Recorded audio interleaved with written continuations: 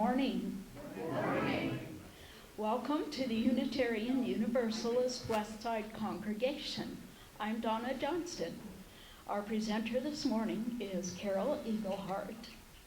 Our newcomer host is Sandy Hines. Our greeters are Bram Castek and Santiago Romero.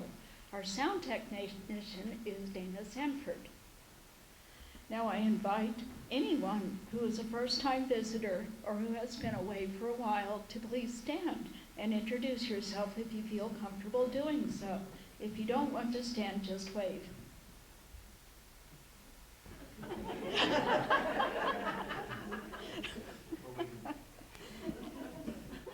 And we will now have our animal ministry moment with Bram Castek. Good morning. I'm going to be your cat today. This is called Then All Went Dark. I'm blind. Oh, wait, I'm not. I'm blind. No, my vision is clear. I'm blind, but now I see you. I'm blind, and there you are again. I'm blind. What is going...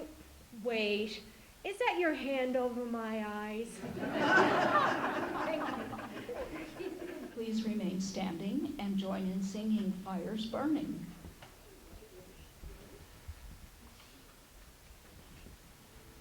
You probably know the tune to this because in our culture we call it London's Burning, but these are Canadian words that I liked a whole lot better. Fires burning, draw nearer, in the glowing, come sing and be merry. Fires burning, draw nearer, in the glowing, come sing and be merry. Now we're talking about being merry, so I want to see a smile or two happening. Let's go. Fires burning, draw nearer, in the glowing, come sing and be merry. Okay, are we ready for the round? Oh, no, they said. Okay, now this side's going to start. We're going to sing fires burning, and then you guys come in, okay? All right, here we go. Fires burning, draw near, in the glowing, come sing and be merry. Fires burning, draw near, in the glowing, come sing and be merry. Fires burning, draw near, in the glowing, come sing and be merry. Come sing and be merry. Thank you. You may be seated. Well, I called the service today Goddesses and Groundhogs because this season features rituals involving both of them. So let's start with the groundhogs, okay? Now, long ago, people did not have the Weather Channel. Right? They didn't have TV, they didn't have radio, they didn't have the weather forecast on their smartphones, and they were always anxious about the weather. They were worried when spring was coming because winter was hard. They didn't know if they had enough food stored up to last them until spring. They couldn't just run over to Albertsons and pick up a loaf of bread, right? So they tried to develop ways of telling what the weather would be. And one way was to watch the behavior of the plants and the animals. They thought that might give them a clue. So, for instance, they watched the oak trees in the fall to see how many acorns would fall. And in early February, they watched the groundhogs, and that's where we get Groundhog Day from. In Punxsutawney, Pennsylvania, early tomorrow morning, people will be gathered around a burrow where a groundhog named Punxsutawney Phil lives. Well, actually, he lives most of the year in the public library in a special little place, but they prepare a burrow for him at this time of year because he's a famous groundhog. Now, tomorrow morning, everybody's going to go gather and watch as Phil pops his head out of his burrow And they say if he sees his shadow, he'll get scared and he'll go hide back in his burrow, and that will mean 6 more weeks of winter. Woo. But if he doesn't see his shadow, he'll stay outside, and that will be a sign that winter is almost over. Now, statistically, Phil's predictions haven't been very good. His predictions have only been right about 39% of the time. But that could be because he lives in a climate-controlled environment in the public library, so he's probably a little out of touch with the earth. Now, in Germany, it was the hedgehog that was used to predict the weather. When the German immigrants came to this country, they didn't find any hedgehogs, so they used groundhogs instead. Now, in some countries, people watch bears to predict the weather. So I've brought in a bear to be here with us this morning. She's not a wild bear. She's a friend of mine. Her name is Anna Bear, and she's been sleeping in her bag here. You know, the bears hibernate in the winter. So let's see if we can wake her up, see if we can get a prediction here. Come on, wake up. Wake up, come on. Come on. Oh, you're sleeping, huh? Yeah. It's kind of bright out, isn't it? Does that mean you're going to see your shadow and there'll be 6 more weeks of winter? No? What? We live in New Mexico, she says. We don't have long winters. Well, that's good to hear, isn't it? I like that prediction. Yeah. No, you look okay. You look all right. What? You got must in your thing there? Oh.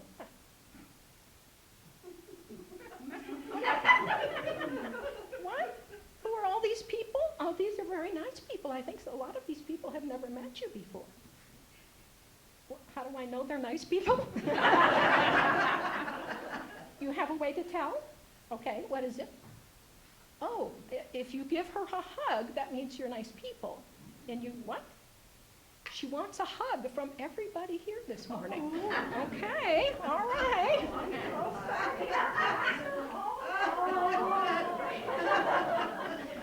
And make sure I see that bear at the end. Oh, yes. Oh. All right, well, in a moment we're going to be talking about a fire goddess. So to get ready for this, let's sing hymn number 362, Rise Up, O Flame.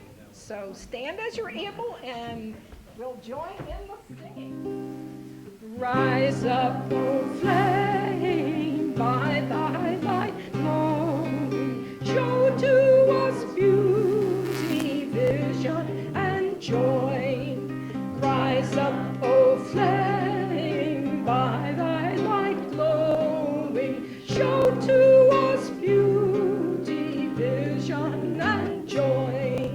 I don't know, we're sounding a little pathetic here. Let's get a little more fire into it. Here we go. Rise up, O flame, by thy light glowing, show to us beauty, vision, and joy. Rise up, O flame, by thy light glowing, show to us beauty, vision, and joy. Okay, now we did so well on that last round. Are we ready to try this one? Oh, let's give it a try. Okay, this side's going to start again, and we'll sing Rise Up, O Flame, and then you rise up over here, okay? Here we go. Rise up, O flame, by thy light glowing, show to us beauty, vision, and joy. Rise up, O flame, by thy light glowing, show to us beauty, vision, and joy. Rise up, O flame, by thy light glowing, show to us beauty, vision, and joy. Vision and joy. Yeah, thanks so much. Have a seat. So today, Imbolc is a special holiday celebrating the goddess Brighid. Now, in past years, some of you have heard me tell many stories about the goddess Brighid. She was so important to the people of the British Isles that the Catholics turned her into a saint. So we have Saint Brighid. But as a goddess, one of Brigid's aspects is to be a goddess of fire, a goddess of flame. And sometimes she appears in pictures wearing a red cape, and she has a crown of candles around her head. In Kildare, Ireland, there was an eternal flame to Brighid that was kept alive by women for hundreds of years. And in modern times, a group of nuns have relit her flame, and it burns today in Kildare, Ireland. As a goddess of flame, Brighid is a goddess of the hearth, protecting the home and the people in it. But there's another very interesting aspect to Brighid. She's the goddess of the forge, a forge like the blacksmiths use. Now, what do you think of when you think about a blacksmith? Like big burly guy, right? Hammer in one hand is the anvil, and he's bang, bang, pounding on the metal, right? So it's kind of odd that you have a goddess, Brighid, being the goddess of the forge. But think about it for a minute. What do you do on a forge? You shape things, right? You create things. So Brighid is a goddess of creating things, shaping them with heat and fire, creating useful things like farming tools or tools for building, and creating beautiful things like golden necklaces. She's also the goddess of the goldsmiths, right? So she rules the mysteries of metalworking. And she's the goddess of creation in other ways as well, because she's also the goddess of poetry. How many people like to write poetry? We got poets here? Yeah, I see we got some poets. So in honor of Brighid this morning, think for a moment about what you want to create in your life right now. What is it that you want to shape? Now, as Unitarian Universalists, we don't tell other people what to believe, right? But just imagine for a moment that there is a goddess of flame, a goddess of the forge. And when we talk about gods and goddesses, it's a way of focusing our energy toward what we want to accomplish in the world. So what do you want to accomplish? What do you want to create? It could be something tangible, something that you can see and feel and touch. Maybe you want to create a painting, or sew a quilt, or build a birdhouse. But it could also be something intangible. What is it that you want to create in your life?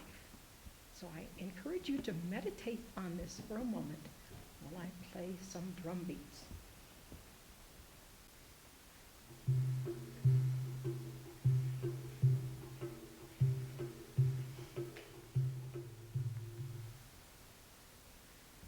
So, did you think of something that you want to create in your life?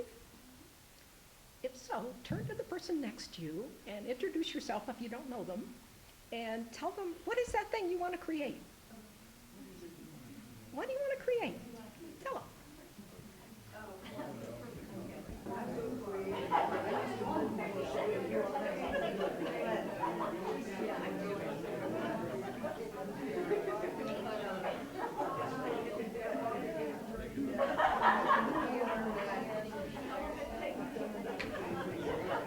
Okay, well, it sounds like there's a lot of laughing and a lot of happy people out there.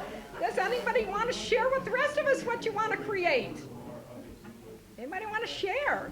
Okay, all right. And now we move into our special children's time. So kids, I invite you to come on up. Hard to squeeze in there, isn't it? Yeah. You got it? You got it. Okay. So, let's see, do you ever have company come to your house? Yes, visitors? all the time. All the time? Now, what do you do when you have company come? Like, usually like older adults that don't come very often. What do you do? Feed them? You feed them? Yeah. No, greet. Oh, greet them, yes? And what do you do to get ready for them? Maybe clean up your house. Oh, clean up the house, yeah. And cook something. And cook something, yeah.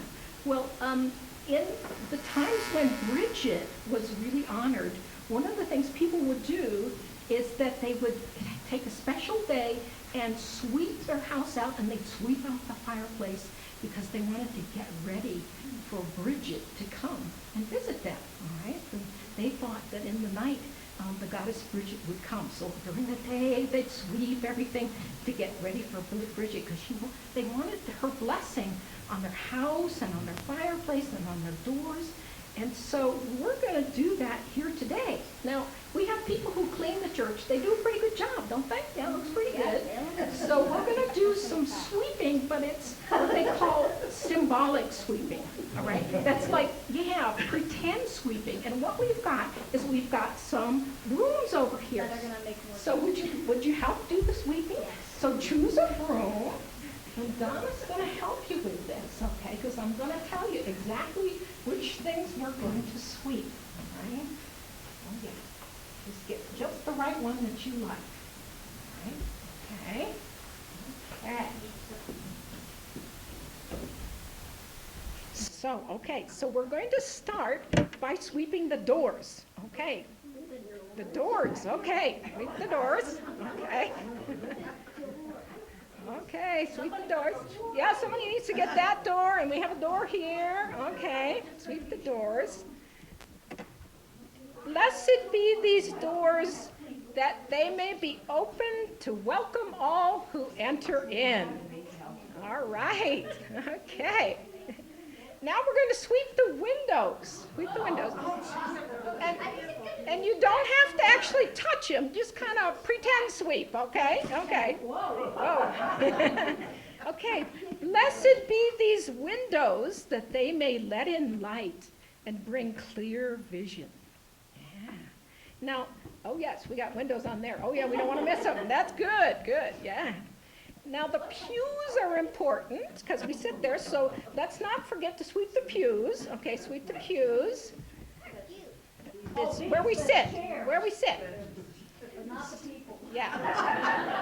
Blessed be these pews, that they may be a comforting place for those who come to seek for inspiration and community. Okay. And now, come up here and sweep the microphones, all right? Blessed be these microphones, that they may help us share wisdom with each other, all right? Now we have some musical instruments. We have a guitar, and we have a piano over here. I know how to play the piano. You do? Wonderful. I'm glad to hear that. Come and sweep it for me, will you? Right, good. Blessed be these musical instruments, that they may bring joy to our hearts. And let's see, the walls are important. Be sure to sweep the walls. Yep. Watch those pictures. Yeah, okay. Blessed be these walls, that they may stand strong as a sanctuary of peace and justice and love. Oh. Well, it's a good thing we're sweeping then, right? Okay. Okay, now, finally, here we go. Let's cleanse and bless all the people gathered here this morning. Now, don't touch them. Kind of wave it over their head, okay? Blessed be all who enter this place. May our minds be stimulated and our hearts be warmed. Blessed be now and always. Give a hand for our sweepers. Woo! And just bring your brooms back over here. Yeah, good job. Okay.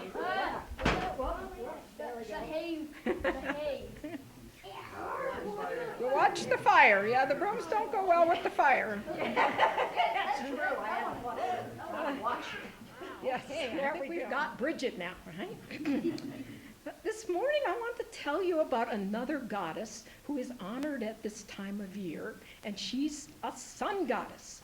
She's honored in Japan by those who follow the Shinto religion, and you might not ever have heard of her before. Her name is Amaterasu, and she's known as the Great One who shines in the heavens. So the story goes that Amaterasu had two brothers. Her brother Tsukiyomi was given the responsibility of being ruler of the night, and her other brother Susanoo was made ruler of the storms and the sea. And Amaterasu was given the honor of being the ruler of the heavens. But her brother Susanoo decided he didn't like ruling the ocean, and he wanted to take over her job. He wanted to be ruler of the heavens. So he came up to see her one day on the pretext of saying goodbye for a while. He was all ready to take over the heavens. But Amaterasu was ready for him, and she met him armed for battle. And so he backed down. Amaterasu was a very creative goddess. She invented the cultivation of rice, very important for the people of Japan, right? And she also invented the art of weaving with a loom. But there was old Susanoo. He kept causing trouble for her, and he kept doing things to hurt the people that Amaterasu cared about. And one day, Susanoo went on a rampage. He destroyed her rice fields, and then he went to where Amaterasu was surrounded by her maidens who were doing the weaving. He skinned a pony, which was a terrible thing to do, and he flung it at her loom, and the loom shattered. And one of the weaving maidens was struck by a flying piece of wood, and she died. So that was the last straw for Amaterasu. She was angry, and she was grief-stricken. She went into a rock cave, and she rolled a large boulder across the opening, and she would not come out. Now what that meant was there was no sunlight, right? She's a goddess of the sun, right? So the other deities became a little worried because it was dark and it was cold without Amaterasu. Of course, the other deities were furious with Susanoo. They punished him and they threw him out. But how were they going to get Amaterasu out of her cave? They went to the opening of the cave and they pleaded with her. But Amaterasu stayed there in the darkness with her grief. Now, you know, sometimes in our lives we feel overwhelmed. We get so deep in anger or depression that the whole world seems dark and we just want to hide away. Have you ever felt like that? Anybody? Yeah, time to time we do feel like that. That's how Amaterasu felt. No matter how much the other gods and goddesses called her, she just stayed inside her cave. So the world was dark and it was cold. Now finally, the goddess Azumi had a great idea of how to get Amaterasu to come out of the cave. Uzumi started telling jokes and doing funny dances. And she made all the other gods and goddesses laugh. They laughed out loud, and they laughed and laughed at Azumi because she was so funny. Now, inside the cave, Amaterasu heard all the laughter, and she wondered what it was about. She got curious, and she peeked out of the cave. And Uzumi was ready for her. Uzumi had a big mirror, and she held it up so that Amaterasu could see her own reflection. She showed Amaterasu how beautiful she was and told her how much the world missed her. And when Amaterasu saw her own beauty, she came forth from the cave and brought sunlight into the world again. Now, sometimes we get so overwhelmed by grief and anger and depression that we withdraw from the world. We go into our own cave. We forget why life is worth living. We forget that we are beautiful, that people love us, and that we are valuable.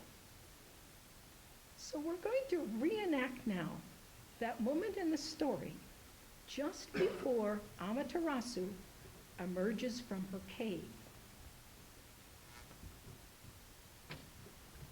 Imagine now that you are Amaterasu, deep inside your cave. In a moment, someone will place a mirror in front of you. And when the mirror comes to you, look into it and see how beautiful you are. Now, this is not easy. Often in our society, it's difficult to look into a mirror because we tend to see only our faults. But dare to look into this mirror. It is the mirror of Amaterasu, and it can show you the beauty that lies deep within you. When you have looked into the mirror, take the mirror and hold it up so that the next person can see how beautiful they are. And keep passing it from person to person throughout the congregation. You ready for this? I'm going to sing a song, and once the mirror has come to you, join in the song as the mirror is passed, so that you may call others forth from the cave. So first, get into character here. You're Amaterasu. You're deep in your cave. You feel alone. You're grieving deeply. Life seems like a struggle for you, and you only want to withdraw. You've forgotten how important your presence is to the world. You've forgotten what a wonderful being you are.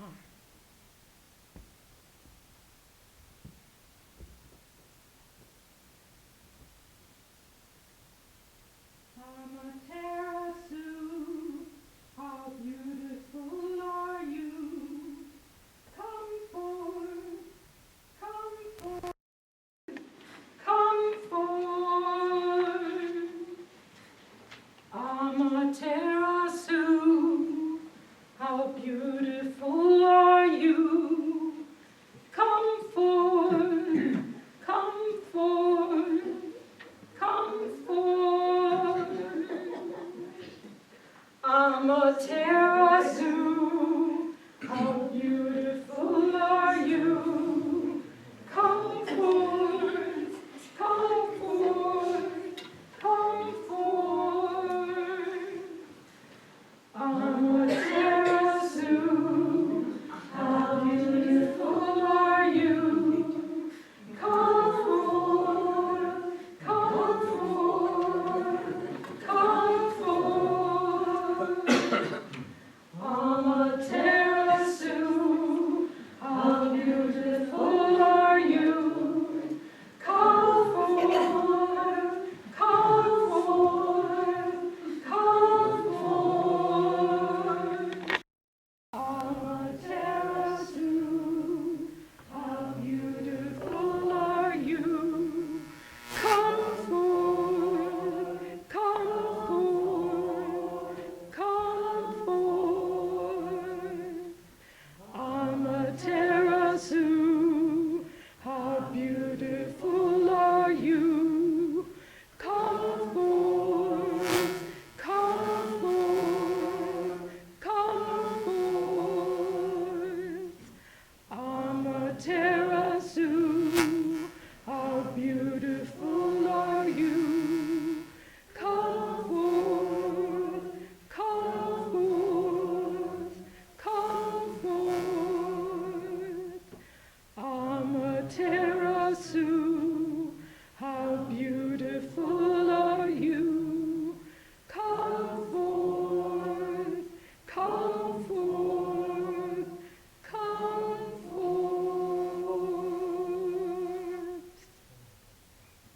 It's when we recognize our own internal beauty that we can come out of the dark places and begin to light up our world. So I invite you to stand now as you're able and join in singing This Little Light of Mine. You don't need hymn books because I'm changing the world.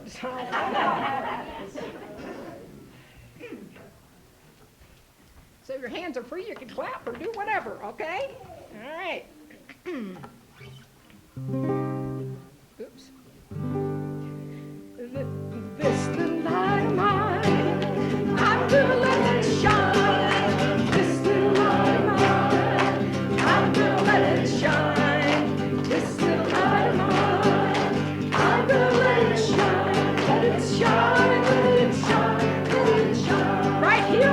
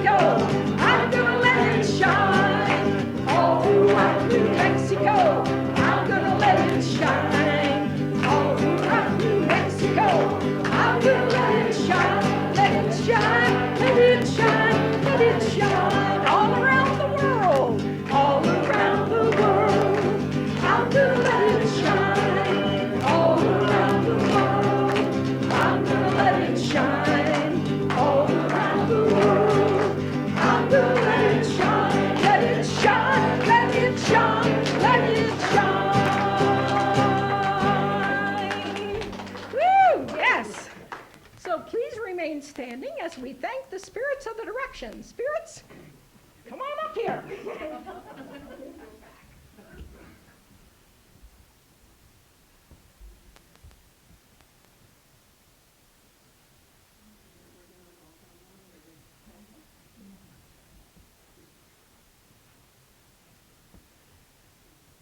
We thank the spirits of the north, the spirits of the quiet earth and the sleeping seeds.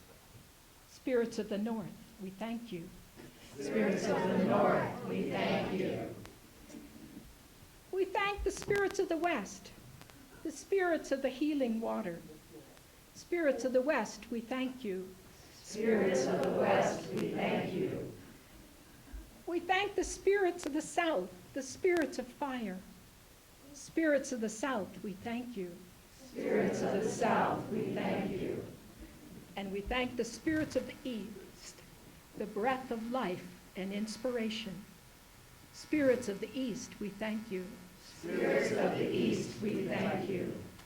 Now go forth and allow the warmth of the goddess to embrace you. Allow the light of her flame to guide you. Allow the love of her blessing to protect you, now and forevermore. Blessed be. Blessed be. Join hands now for our closing song.